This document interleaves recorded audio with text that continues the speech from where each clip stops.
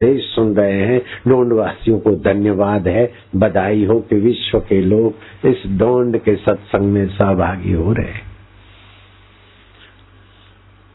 सित्ते 42 से 39 साल की उम्र तक ये 7वां केंद्र विकसित होता है, सहस्त्रसार। इसके भी कई अद्भुत अनुभव होते हैं और परमात्मा प्राप्ति की योग्यता सुविकसित हो जाती है। जिसकी 49 साल उम्र हुई है तो उसको लगेगा कि संसार धोखे से भरा है, संसार स्वप्न है, दुख भी चला गया, सुख भी चला गया, जवानी भी चली गई, बचपन भी चला गया, लेकिन उसको जानने वाला मैं कौन हूँ ऐसा विवेक जगेगा तो समझो आप 49 साल ठीक से जियो। अगर अभी भी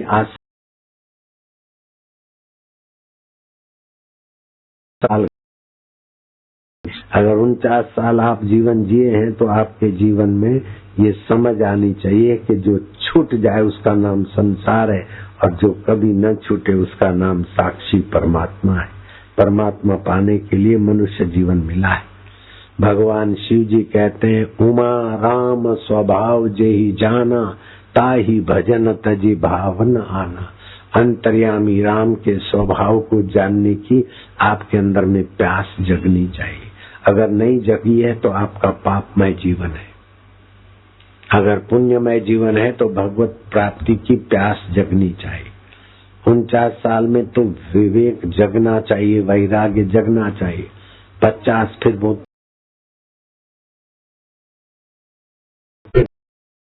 एकांत में जाओ, साधु संतों के पास जाकर साधना करो, 52 वन में जाओ, 53 वन में जाओ।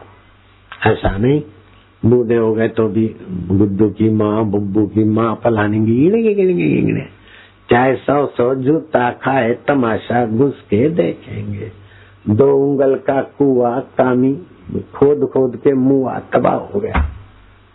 अब मिलेगा क्या? 15 दिन मैंने पहले सत्यानाश किया फिर ये तो आवश्यकता है। अरे मूर्ख, 2 साल 5 साल में एक बार संतान उत्पत्ति के लिए आवश्यक पति के जीवन तोड़ो, ये आवश्यकता है क्या? ये विदेशी अंधा प्रचार है, इसलिए आवश्यकता मानते। आवश्यकता रोटी की है, पानी की, हवा की है।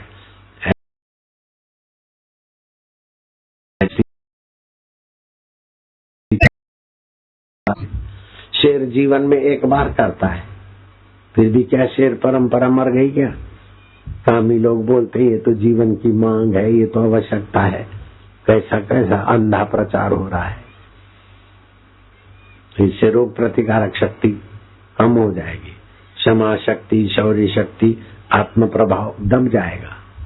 फिर जहाँ तहीं ही करते रहेंगे, सर सर सर सर करते रहेंगे, पढ़ लिख कर जॉबर बनते रहेंगे, गुलाम बनते रहेंगे। तो कमर तोड़ प्रोग्राम है।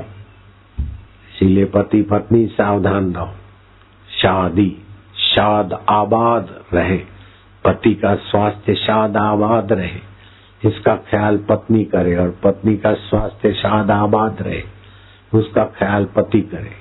ऐसे पति पत्नी की कथा सुन लो।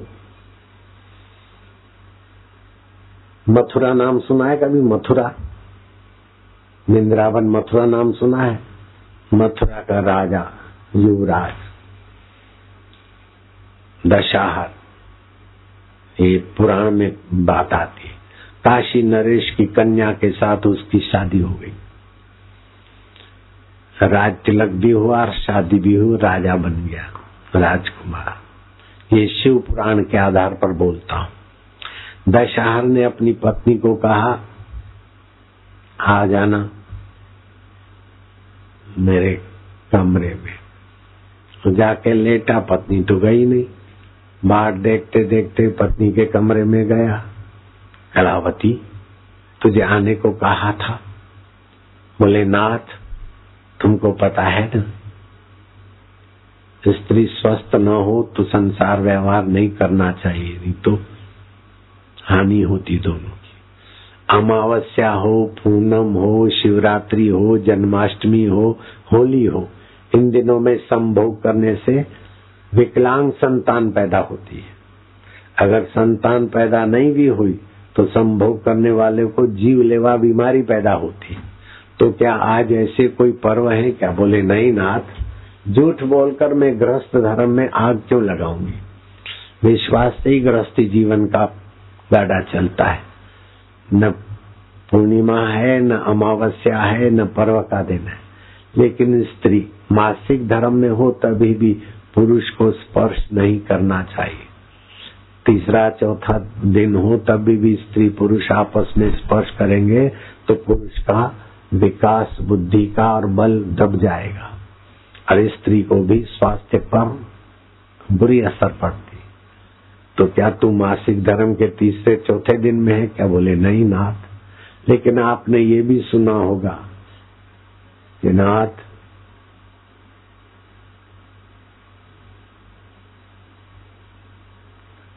संवादिता न हो और एक दूसरे के संस्कार विपरीत हो तो भविष्य बिगड़े, उसके पहले संस्कार संवादित होना चाहिए।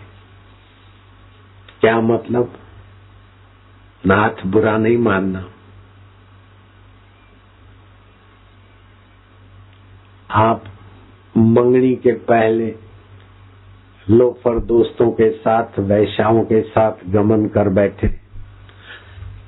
कलावती, मेरे बाप को पता नहीं, तेरे बाप को पता नहीं, तेरी किसी सखी सहेली को पता नहीं, तू ये बात कैसे कहती हो?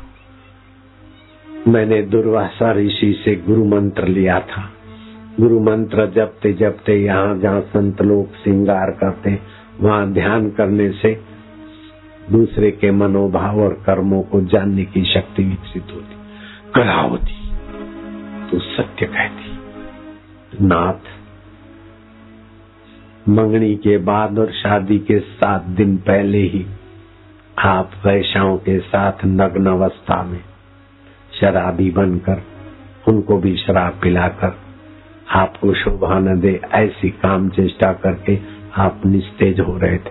कलावती, मैं तुम्हारे ज्ञान का और तुम्हारे गुरु का लोहा मानता हूं।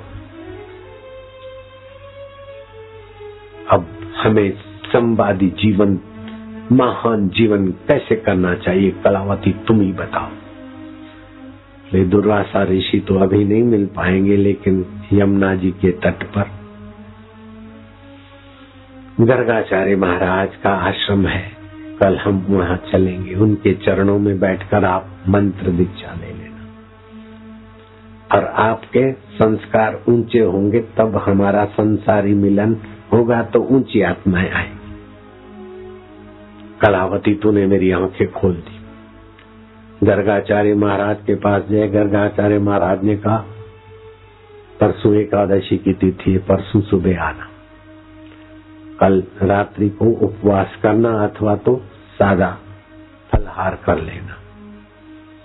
गए एकादशी के दिन, पति पत्नी, पत्नी ने तो लिया हुआ मंत्र, क्या मंत्र है बेटी तेरा?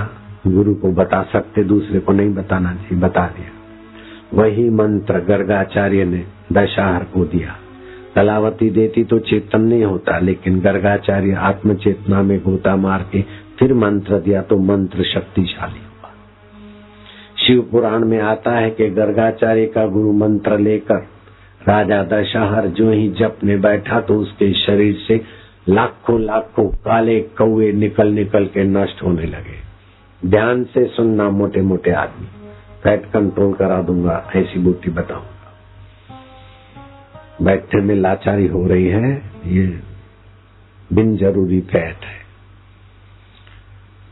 दिन को सोने से बिन जरूरी फैट बढ़ती है, रात को देर से खाने से बिन जरूरी फैट बढ़ती है। लाखों लाखों कौवे निकलकर नष्ट होने लगे, ये शिव पुराण में लिखा है। समझने की कोशिश करना, ऐसा संभव नहीं, ये झूठ बात, ऐसा बककर पाप नहीं लेना। शिव पुराण है, शास्त्र है। दशाहर के शरीर से लाखों लाखों कौवे निकल के नष्ट होने लगे। अब ध्यान देना, शास्त्रीय भाषा कुछ रहस्यमय शब्दों में होती है। जैसे अशुद्ध शुद्ध दूध को मंदिर के कलश में 1 लाख मोहरे डाल दिया है। बेटा तेरे को जब जरूरत पड़े तब ले लेना। बही खाता में लिखा। बेटा दिवालिया हो गया, बही खाता में पढ़ा। मंदिर के कलश को तोड़ा फोड़ा, कुछ नहीं निकला। फिर किसी जानकार से पूछा तो बोले जैसा मंदिर था ऐसा बना दे। और वह तिथि आए और सुबह 10 बजे उसके पहले मेरे पास आ। उस तिथि को 10 बजने के पहले आए। 10 बजे कलश का जहाँ छाया पड़ा बोले यहाँ खोद, तो वहां से निकल आया 1 लाख सोना मोहर। लिखा था मंदिर के कलश में आसोद सुद बीज 10 बजे 1 लाख सोना मोहर रखे हैं आपातकाल के लिए। कलश तोड़ा तो मिला नहीं, लेकिन उसी दिन की धूप जहां आई वहां खोदा तो मिला। तो शास्त्र में कई ऐसे रहस्यमयी बातें होती। लाखों लाखों कौए दशार के शरीर से निकल के नष्ट होने लगे। अभी विज्ञान पढ़े होंगे तुम। आप होठ को पानी का प्याला लगाइए, पानी पियो न पियो,